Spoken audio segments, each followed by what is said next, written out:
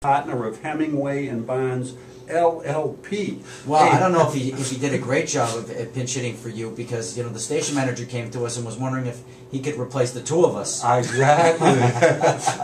That's because Fred can talk to himself better than we can talk to each other. Fred, welcome back. It's the joy of being schizophrenic. I can get into very good arguments with myself. Absolutely.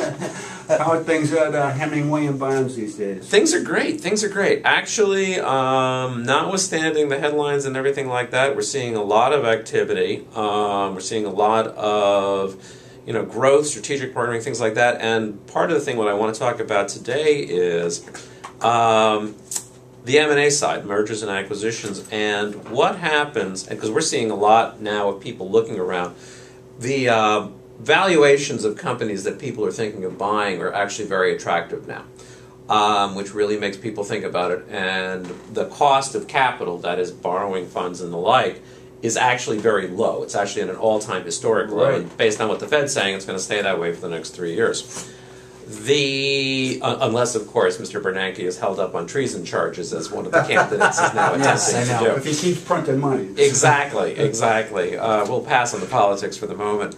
But one of the things is, and actually Jeff and I have talked about this as well, is when you have any business doing an acquisition, and most especially a family business, the biggest thing, the most important thing, isn't the price, isn't the market area, it's integration.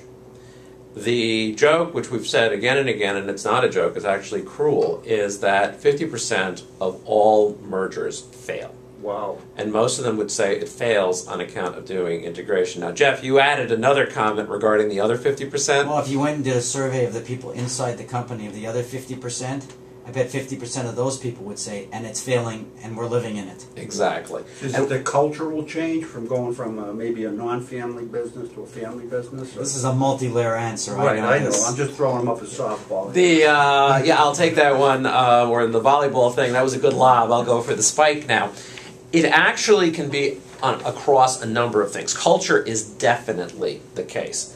And actually the culture side is two parts. Before you should even think of doing an acquisition. It's interesting how many acquisitions are driven by where's your market, what are your numbers, that type of thing.